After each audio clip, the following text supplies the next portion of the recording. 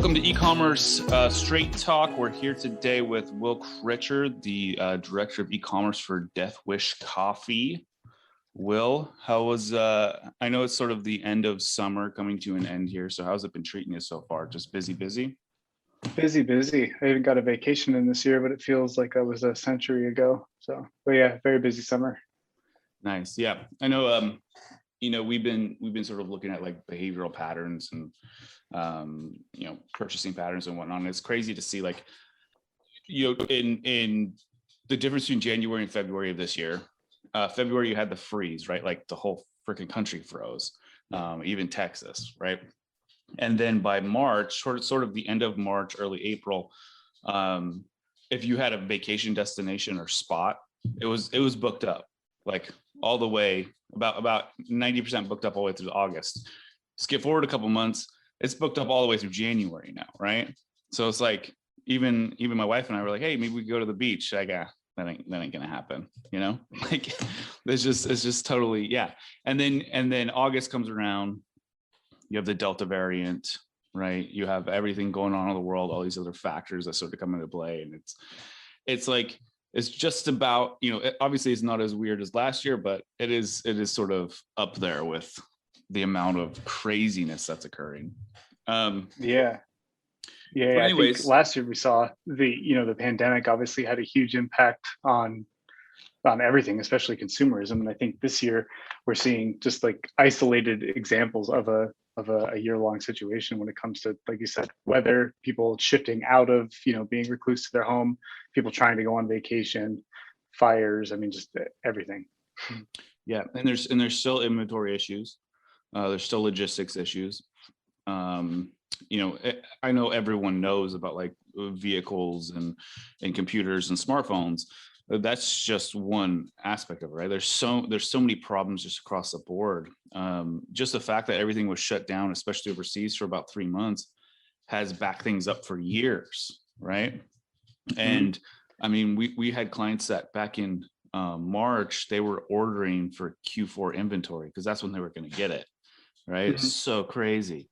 It's just nuts. So yeah, it's been a wacky year. It's definitely Oh, go ahead. No, go ahead. Oh yeah, sorry, I got a little latency issue on that. Yeah, no, it's been a very wacky year.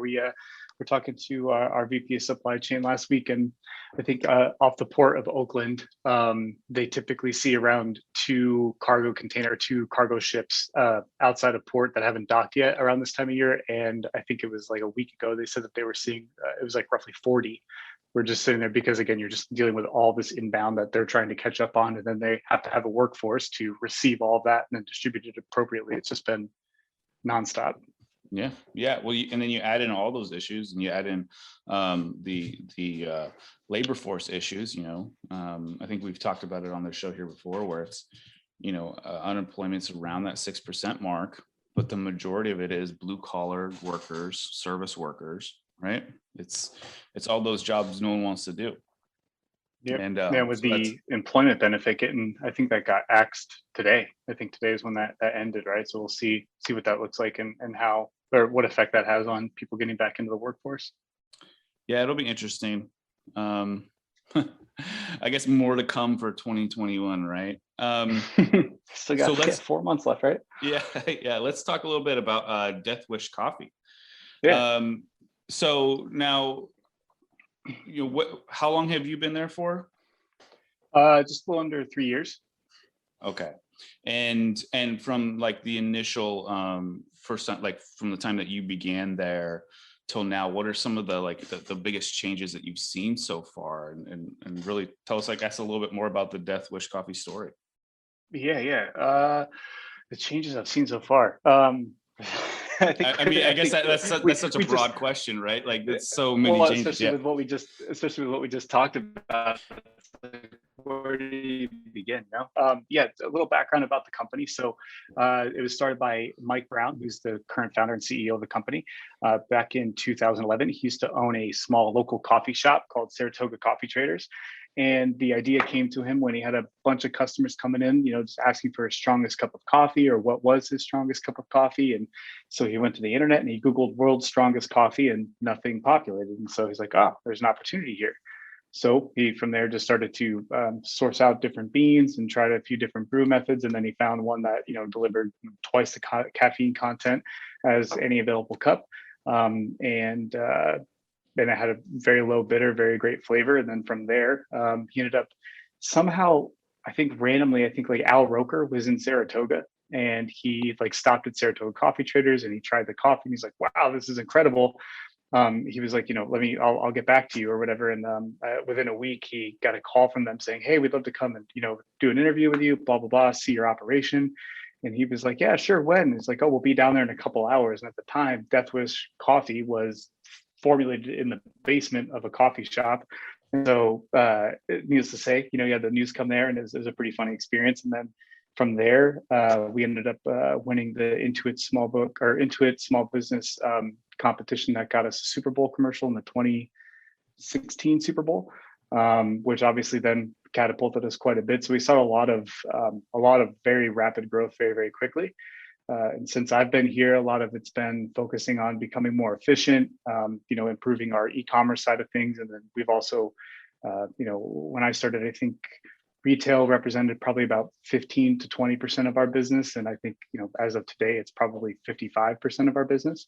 So we've seen a significant growth in our retail customer base and just opportunities, especially with the release of new products such as medium roast and latte and stuff like that. Interesting. Yeah.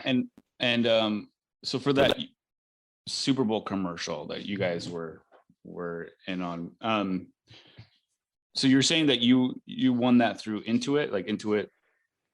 Yeah, so they essentially did a competition for small businesses where they were going to give a free 30-second spot to whichever company had the most amount of essentially likes on. It was a voting process, and so I believe it was between the final. I don't remember the third company, but it was between us and Chubby's actually. Yeah, so we ended up getting the most votes for it, and then I think the commercial cost production. In the sense of production and what the actual ad spot cost, I think it was either $6 or $9 million that we got out of it. I mean, paid towards the production of it and the actual publication of it. But yeah. No, that's crazy because I was just if you look at Super Bowl, so like you could make a commercial, like most people drop almost $1 million+ on the commercial for the Super Bowl. You buy the Super Bowl spot. That's a few million, right? Like you're saying, 6 to 9 million. But what people don't account for, because they're like, oh, I could come up with that, to reach some X amount of people. But what they don't account for is the other 20 million in ad spend that you got to pay for the whole year, right? Around that. Mm-hmm. And sort of that's sort of everything that comes along with that. Because I'm sure if it was just Super Bowl commercial, everyone would be into it. So what I'm saying is I think that's pretty cool that you guys were able to get that spot and be able to run with that. I mean, that's insane. Yeah. I think the very first thing I did when I started here, I mean, it had to have been within the first 2 hours of me working here. I was like, I want to see what a Super Bowl commercial does to a website's traffic. And I mean, it was just like Mount Everest. Like when you could tell, like when the commercial aired, it just like our page sessions went from where they were at, and I think they like 8x'd for like 2 hours of just through the roof. But we anticipated a lot of, they anticipated, increased order volume, and the site maintained everything was good there. But we definitely got very close to having significant supply chain issues. But luckily enough, they prepared, readily in advance for it. Yeah. No, I mean, yeah, that's pretty cool. That's a very interesting story. So you guys essentially have been growing like gangbusters since you started, just like right out the gate. Yeah. And, we're a single owner too. We don't have any, we have no VC money or anything like that. So it's been quite the challenge. And I think we're learning a lot of the right things and having to break a lot of bad habits in the process too, but it's been a lot of fun. So, so what was like one of the biggest lessons that you guys learned from growing so quickly? Oh, I would say The biggest lesson we learned would likely be it would probably come from the inventory and supply chain side. I think we ran into even though we prepared as best we could with the information we had as it relates to making sure that we had inventory to satisfy the orders that came in. One of the areas that we didn't fully prepare for was we were anticipating a lot of Shopify orders to come through. We anticipated Amazon would see a lift, but we didn't prepare our FBA orders, so fulfilled by Amazon orders on Amazon from an inventory standpoint well enough, and we ended up getting to a point where we weren't able to deliver, and Amazon actually ended up kicking us off and suspending our account. So I think one of the biggest learning lesson from that was just can't sell product if you don't have it. So Yeah. we recognize the importance of bringing on the right people to not only the people but partners to make sure that we are producing our product to meet the demand, making sure that it maintains the quality and everything that we have going on with that, and then just paying more attention to our supply chain logistics side of things, business, beyond just the fact that because the company was so marketing sales focused, especially with the drastic the incredible rise that we had so quickly. I think then that just opened the floodgates for all the supply chain obstacles and learnings we had to take into consideration. Wow. So moreover, this past year, past 12 to 18 months must have been especially trying on you guys as far as logistics and supply chain.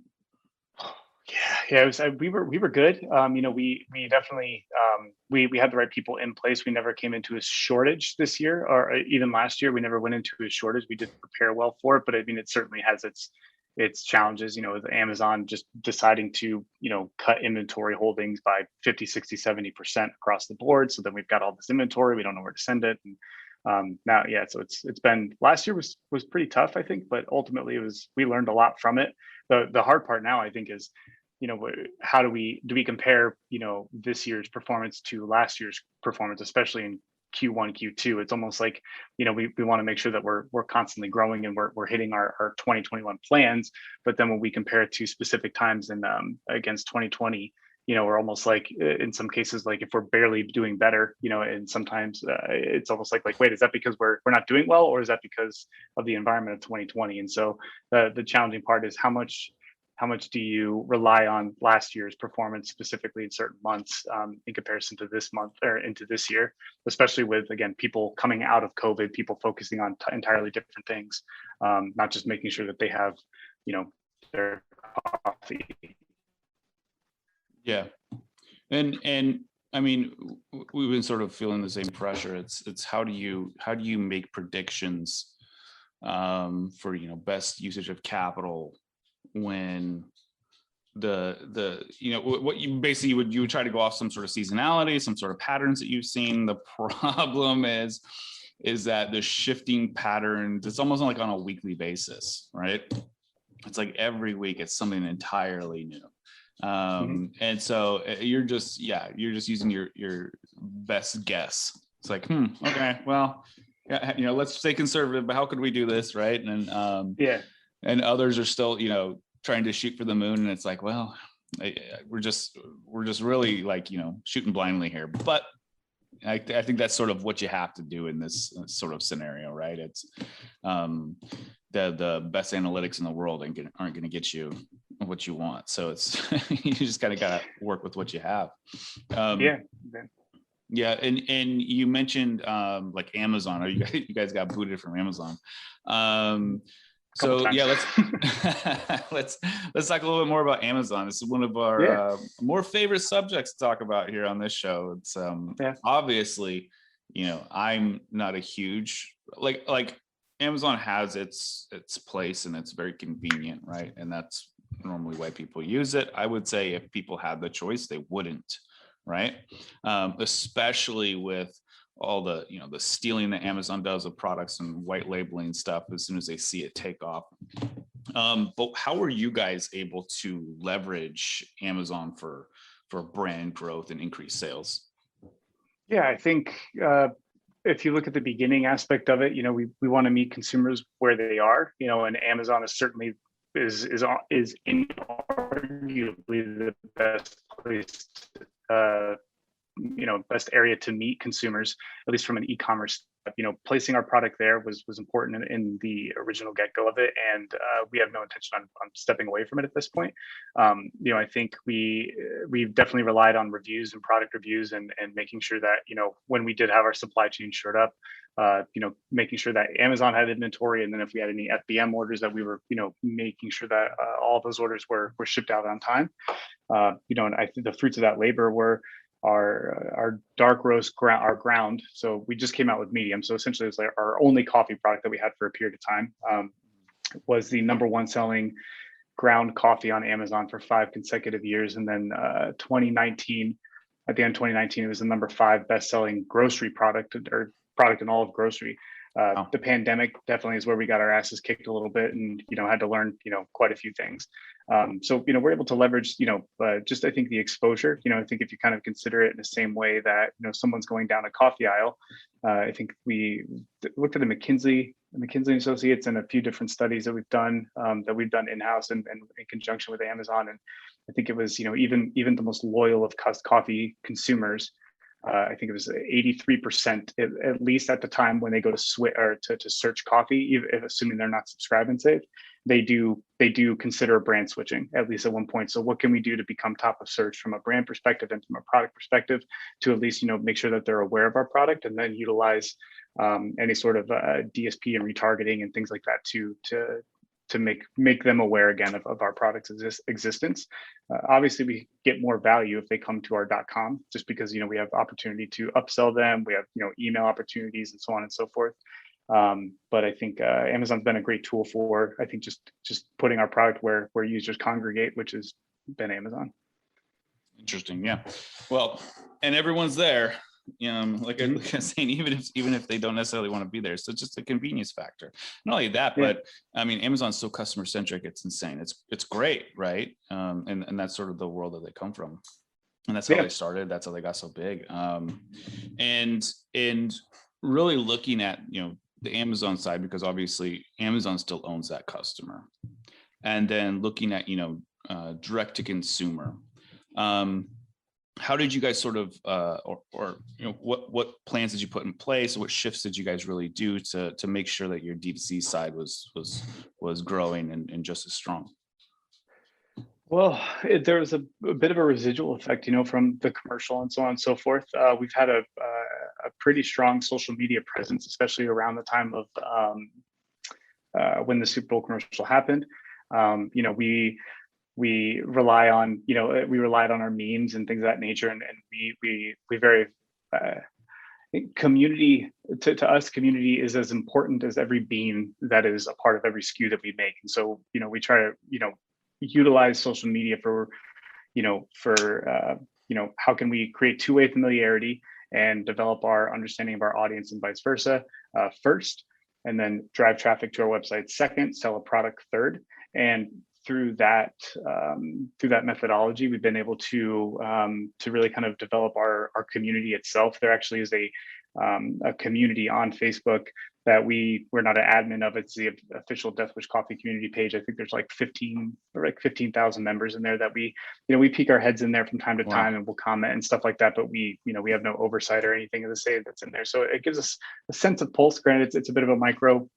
It's a micro community, but I think some of the success that we've seen from developing our audience and acquisition just comes from trying to be humanizing ourselves as much as possible. And Mr. Rogers said it extremely well. I think the hero of Mr. Rogers was the community of people who watched it. He didn't say, subscribe to our product now. He would say something like, why don't you be my neighbor? Why don't you join us, kind of thing.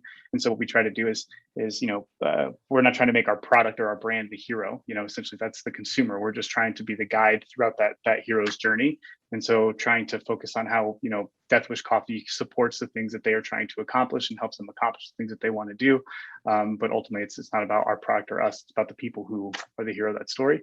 I think, that's a mindset that we definitely try to focus in on. And a lot of our decisions that we make here internally, it's like we try to reinforce that, always thinking with the customer in the room, especially if a decision impacts the customer experience. Actually, we just made these placards. We don't have them yet, but it's those little nameplates that you put like on your desk, and instead of it being like a Yeah. person's name, it just says, will this impact the customer experience? If yes, talk to somebody. If no, are you sure? Like, and so we put that, like, everybody's going to have one, just because every decision we make, I mean, not every, but I mean, it's funny how innocuous and small a decision might seem to be, but we've been able to track significant confusion to our customer just by doing very simple things that you would think would have no impact. And so we just really try to think about how are the decisions we make, how are we communicating with our customers, and how does that impact the relationship between ourselves and the brand and our customers. Well, and it being 2021, and I think we've seen this in the past. We've just community is everything, right?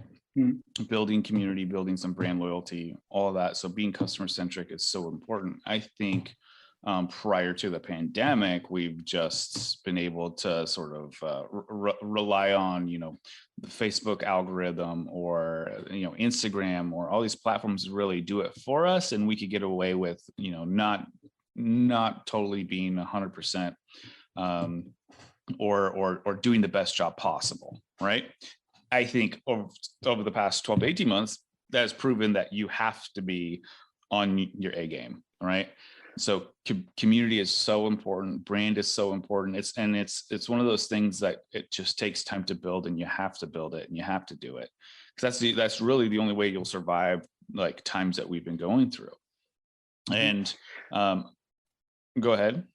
Yeah, I totally agree with that. I think, especially when you think, we talked about this a little earlier than last year, but we'll say like around July of last year, thinking about, if the average consumer, we'll just say like middle class America, when you're going to a grocery store May or July of last year, you're likely dealing with people who are employees there who maybe don't feel comfortable, don't want to be there. They're just as frustrated as you are, and so it just opens the door for we'll say less than what you would like to receive in a customer service perspective. And so from us, like, we have a very high NPS score. I think we're at like a 92.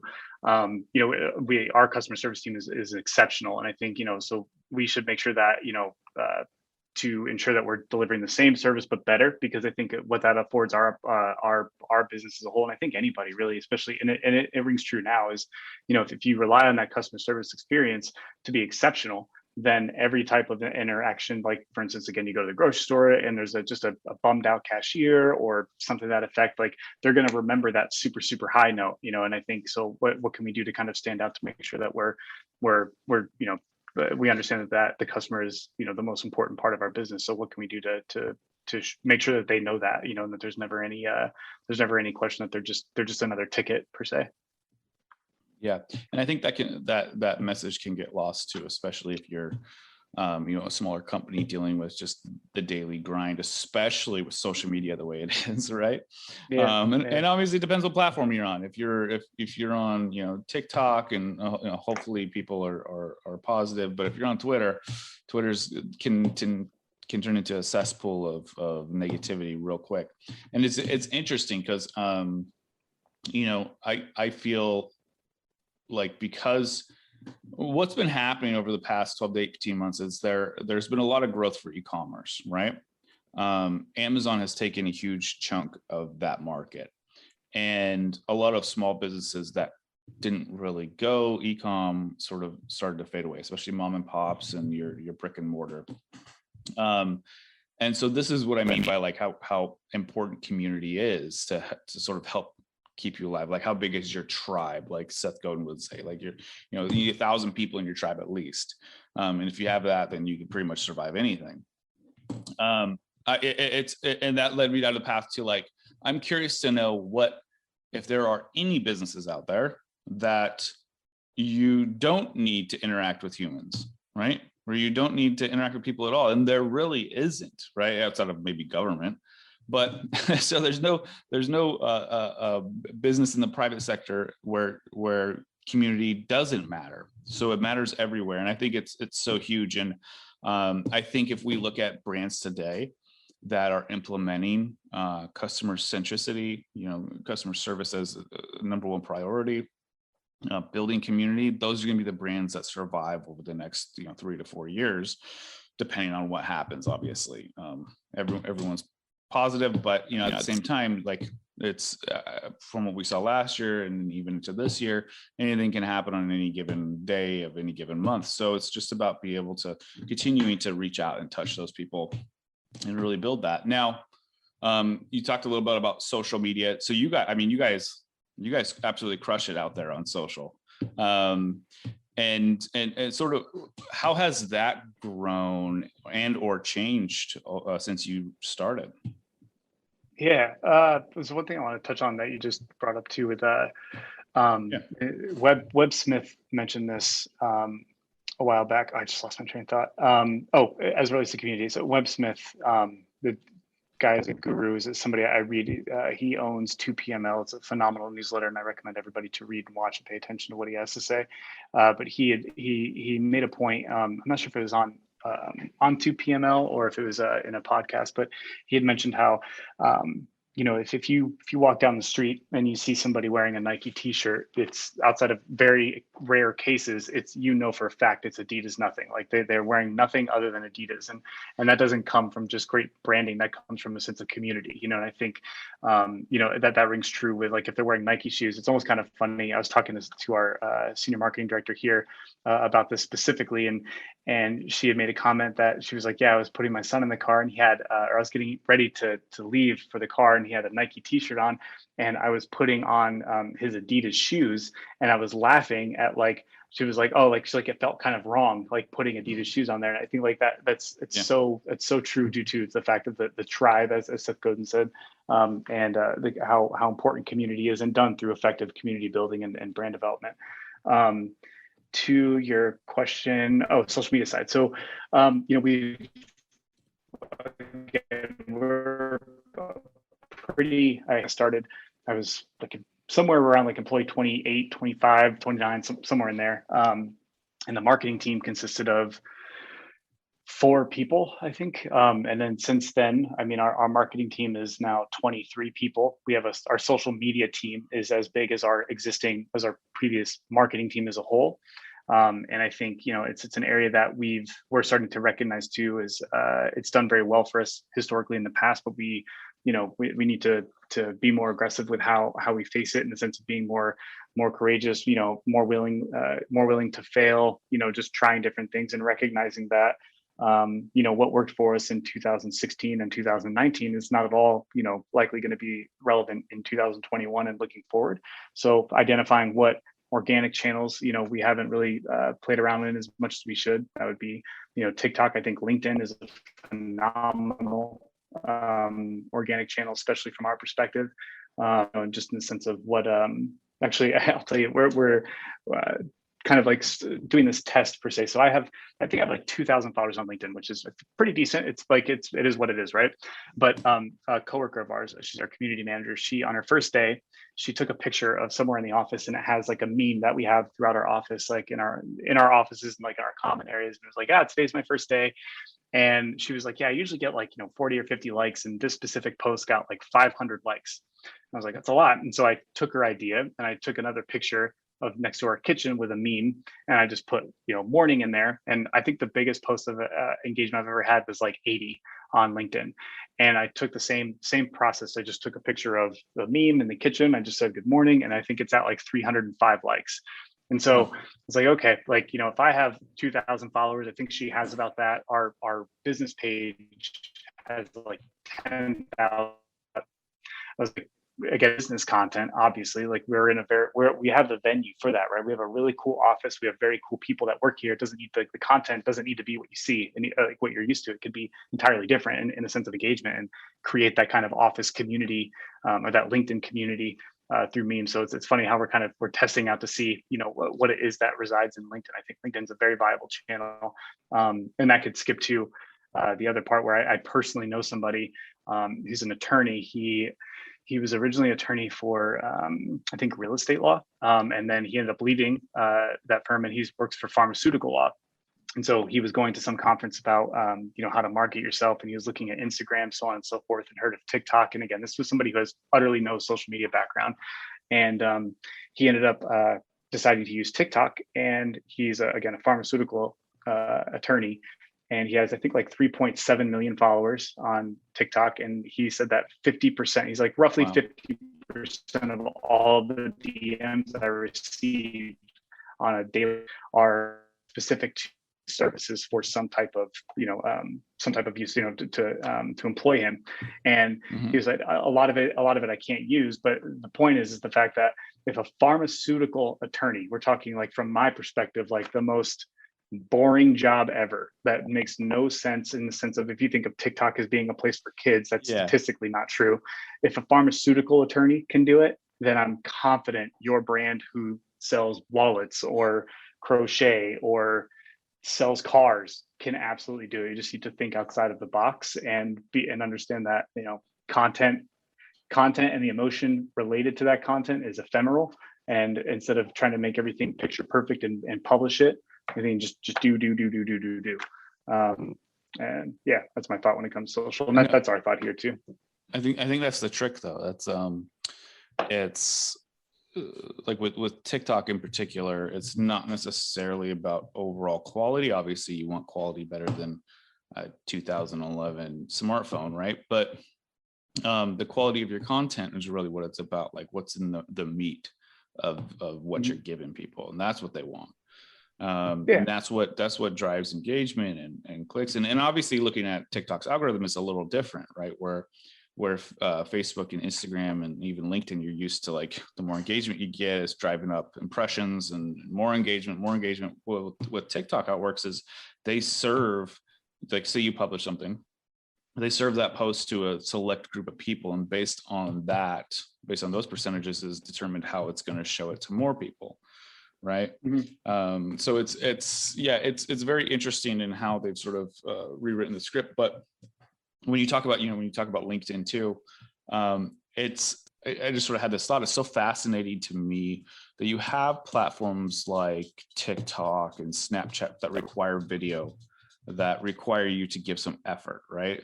And to sort of think outside the box and talk about, actionable items that people can use today or do today or experience, right? Sort of have that tell a story, something along those lines. And then you look at LinkedIn and even like Facebook communities and Facebook groups, and it's sort of the opposite. You need to write texts, right? It's all about text. So what can you write? What can you tell in a story in there? Like, obviously video does do well on LinkedIn too, and some places within Facebook, but it's if you're actually talking to the heart of the customer and, like, wanting to have a conversation, just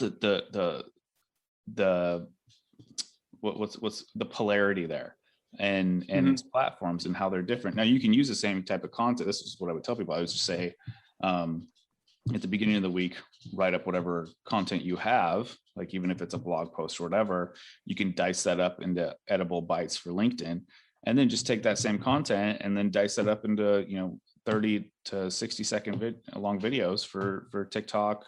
And now you see what people are doing too is they're creating content for TikTok, and now you have Instagram Reels and Facebook Stories and all this, and then they're serving it there too. And now LinkedIn has LinkedIn Stories, so I'm curious to see how that'll do. But stories came from, because they're trying to copy Snapchat. Reels came from trying to take from what they can from TikTok. But at the same time, you see TikTok just blowing up, and I think that has to do with more loyalty too, right? I wouldn't be surprised, and you can sort of mark my words here, but I wouldn't be surprised if Instagram turns into MySpace within the next 2 to 3 years, right? And sort of Facebook will still be around, but it'll be your older audiences, I think, that will mainly be on there.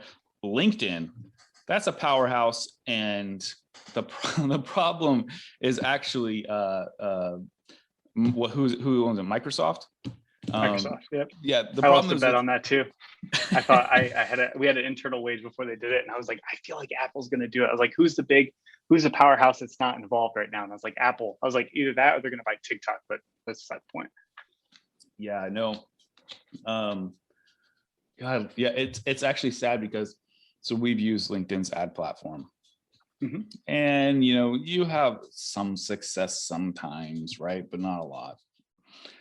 But you don't get like if you just go in there, you start an ad account, you start going, you get a certain amount of data and a certain amount of access within your ad account.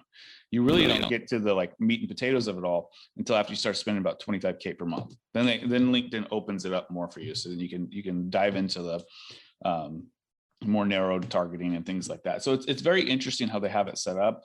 That said, too, what we're seeing is we're having a little success with some brands on TikTok, but when you see like what is the driver of that success, it is pure creativity, right? Mhm. It's like, how creative can you be with your videos? Because obviously you need videos, so the barrier to entry increases right there. Then it's like, how can you be more creative? How can you engage people as they're flipping through, right? And sort of you're not trying to be super disruptive, right? Like this word that everyone's been using for the past 4 years, like be disruptive. Like you're not really trying to be. You're trying to be relevant. You're trying to fit within the context of what they're seeing too, right? That's how you're trying to engage with people. Yeah. Now, Oh, go ahead. no, go ahead. Oh, I was going to say, yeah, there's no correlation between high quality content and high performing converting paid social ads. Like parking lot shots is a term that came from the fact that you could take a $400 picture of something here, and then you can go in the parking lot, take a picture with it of your phone, and have it oftentimes for whatever reason perform better. And so I think, like to your point, where it comes from, like people want to return for their attention on social. Now, even granted, the objective of a paid ad is not the same thing as an organic post. So, what can you do from a creative standpoint to convince them in a very short period of time to do the thing that you would want them to do? And so I think, if you can capture their attention by being creative and being relevant, and then very clearly say, hey, we're looking for your business, click here to buy this product. I think, that's something that it's almost like Facebook, we'll just say Facebook, Instagram, the audiences are always right? Like it's always going to put the ad in front of the person it should be, provided you've done your due diligence. Facebook's always going to do that. So you can't really, you can optimize the audience a little bit, you can take some learnings, but ultimately the thing that impacts like that's going to really have any sort of lift or performance indicator or change performance is going to be that creative. It's the copy and the actual creative inside of it. And I think whatever you can do to constantly provide, relevant, attention capturing content that effectively tells the consumer, the audience, to do the thing they want to do.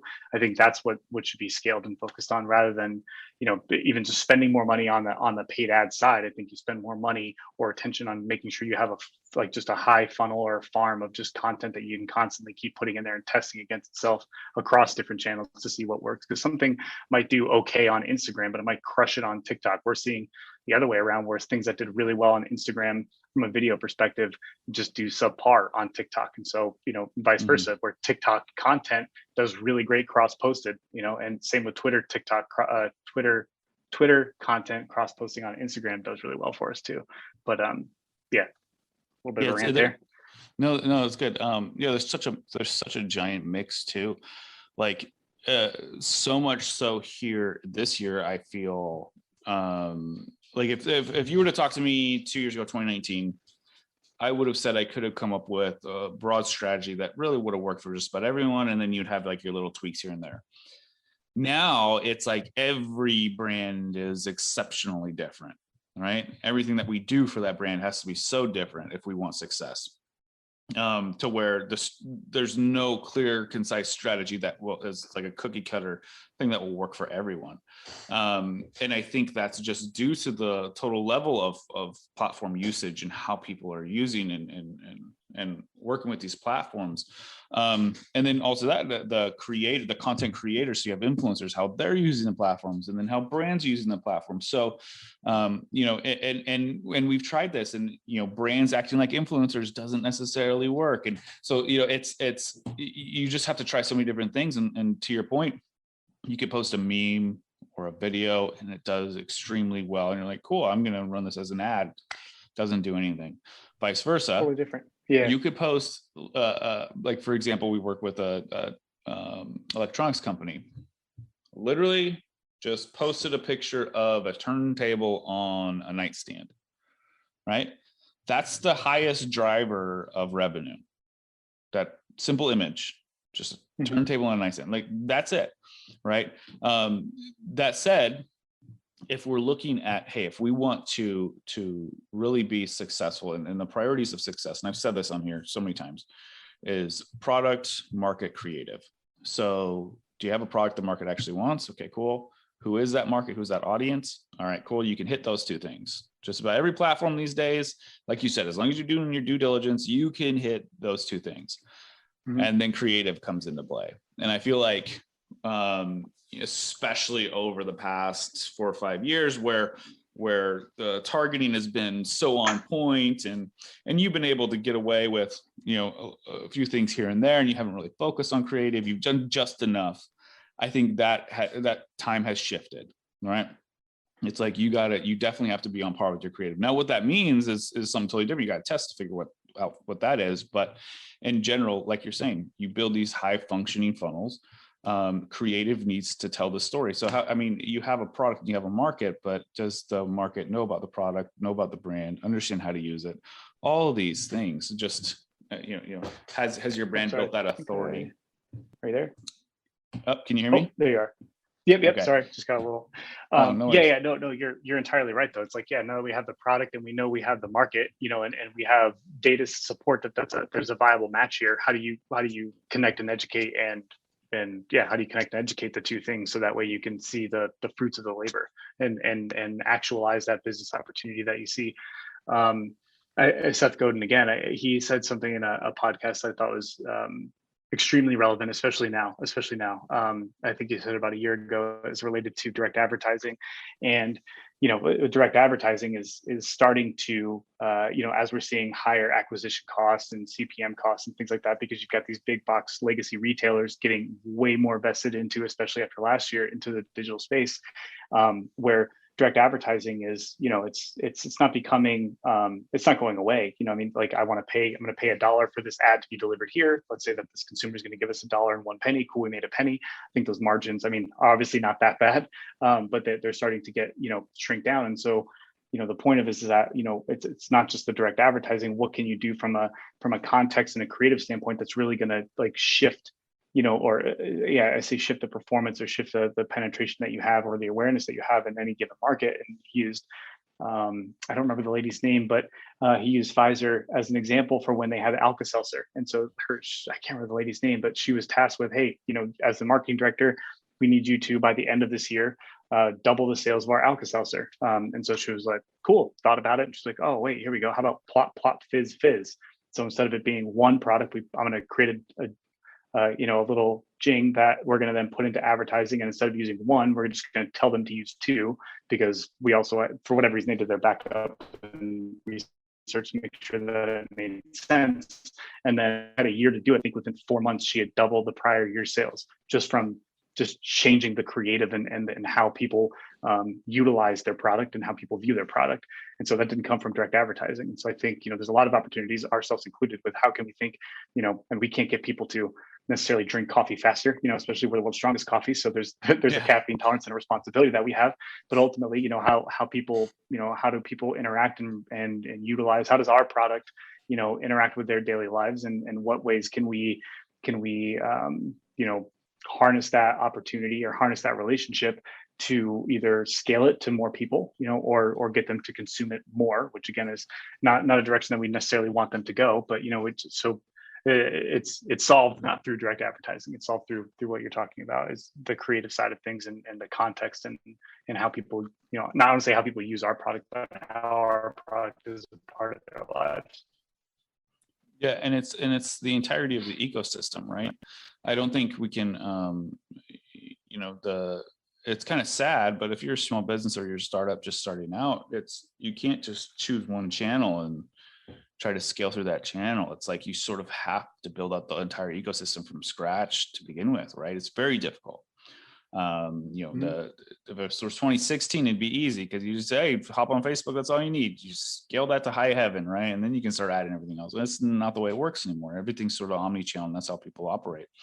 And so to be able to look at that, especially with the shifts that we are making internally here, it's all about, and it's kind of gotten to a crazy, ludicrous point almost, where it's like content creation to the max, right?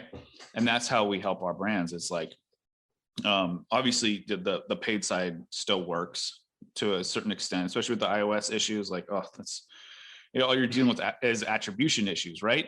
People are still buying. And this is the crazy thing that we've been seeing is we've been seeing brands and advertisers shift funds and budget over to traditional and TV, radio, print, direct mail, right? Like that wasn't working 6 months ago, but because you can't see the numbers, because there's an attribution issue, therefore this must not still be working. When we actually look at the back end, right? We look at our MER, we break down total returns, we see that, hey, it's still working. There's just a gap in the data that we can't see. So what do we sort of do to help push everything along? And not only that, but how can we help increase our reach to the market, not only through paid, but through organic?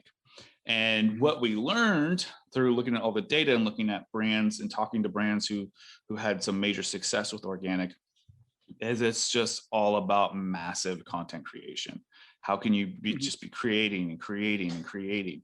And all that, at some point you might say, well, that just costs a lot of money. Well, not necessarily. It just costs a lot of influencers, right? And content creators. And so really looking at that route, especially moving into Q4, have you guys had any success with influencer marketing or working with content creators? Yeah, so it's a good question because we're looking at it from a little bit of a different approach going into Q4. So not to say influencer marketing doesn't work, because it certainly does. I think it definitely has its impact, its viability. But one thing that, going back to a conversation earlier about, instead of throwing more money at increasing our ad budgets on paid social, looked at what can we change and what can we scale, and then what is a pain point for us. And so if you're an influencer, right, we'll just say if you're an influencer of, we'll say the gaming market, let's just, for simple numbers, let's say there's one influencer for the gaming market.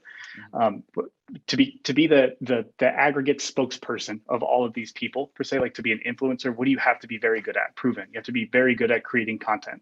And so rather than finding influencers to influence their market, what we're looking at is acquiring various amount of different agreements with influencers to create content. If they want to publish it onto their social media, that's fine. That's not what we're paying them for.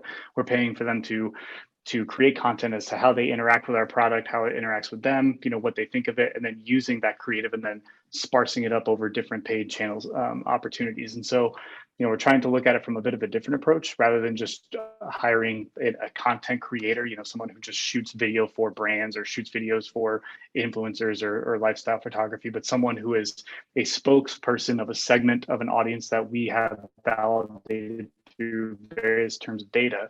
And then, try to get like influencers and then how they interact with our product. Then we take all of that content and then test it against itself in, on paid channels such as Facebook, Instagram, and TikTok. And then we'll do the same thing with like home chefs and so on and so forth, that they then post it to their audience, which oftentimes they've shown that they would, just because if that's part of their function, is they want to let their audience know that what they're doing and what they're working on, then that's just extra. But utilizing them as a professional content creator first, and then if they decide to post on their social media for influence, like that's just bonus. But that's how we're looking at it from a Q4 perspective.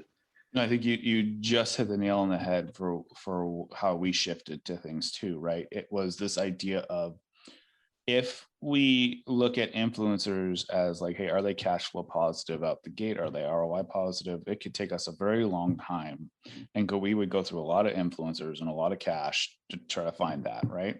And then how can you scale it? It's scalability is very difficult within that, but by doing it that way. So what we did is we shifted our whole mindset, and we said, okay, we have a budget for content. why isn't our first priority like how much content can we get for X amount of dollars? So then we shifted to that. And so instead, looking at influencers more as content creators, right, than influencers. And so then that changed how we negotiated with them too, right? For like total, hey, how many images we're looking for, how many videos we're looking for, 15 seconds, 30 seconds, all this. And how can can you get it to us within the next 2 weeks? And right. And not only that, but then you go from someone, an influencer asking for $1,000 to post something to, hey, you know what? Okay, for $400, I'll give you 20 images and 3 videos. Boom, done. Like, I'll take that deal any day, right? And so just go ahead.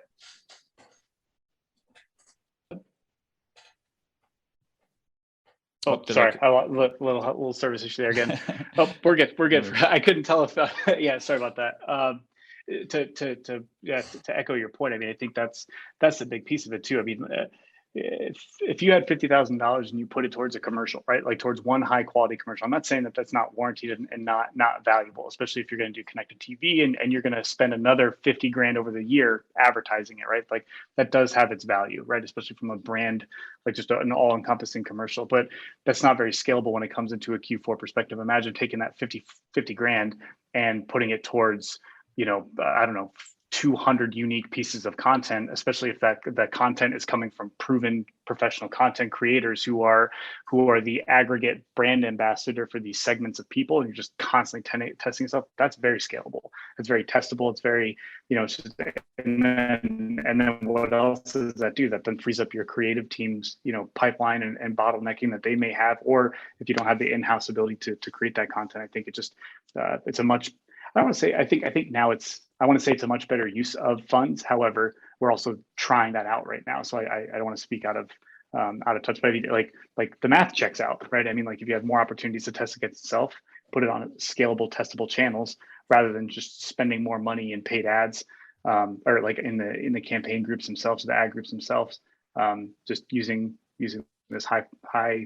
I say like, yeah, it's a higher quality content, but it's done by people who speak directly to the market and the audiences that you're already accurately targeting through these channels. Yeah, and over time you get better at your ability to sort of communicate to them what's working and what isn't, what we want to see, what we don't, and especially if you can build some good relationships with these people, because some of them are awesome, others very difficult to work with, but I mean that's sort of the nature of influencers or content creators. But it works really well. I don't know if everyone heard this big crash, but it was just my cat knocking over a ton of books. But anyways, hey, so Will, I know we're sort of pushing on time here. I wanted to thank you for coming out and chatting with us today. How can people reach you?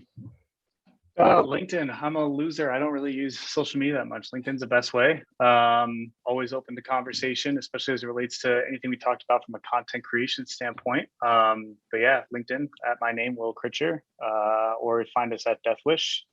Use code Will15 at our website to save 15% off an order. What other shameless plug can I put in here? I think that's it, actually. Whatever plugs you want. Cool, man. All right. Yeah, well, everyone. That's it. Well, thanks again, Will, and everyone. Be sure to check us out on Spotify. Follow us there. We're also on Google Play, Apple Podcasts, and this video will be up on YouTube as well.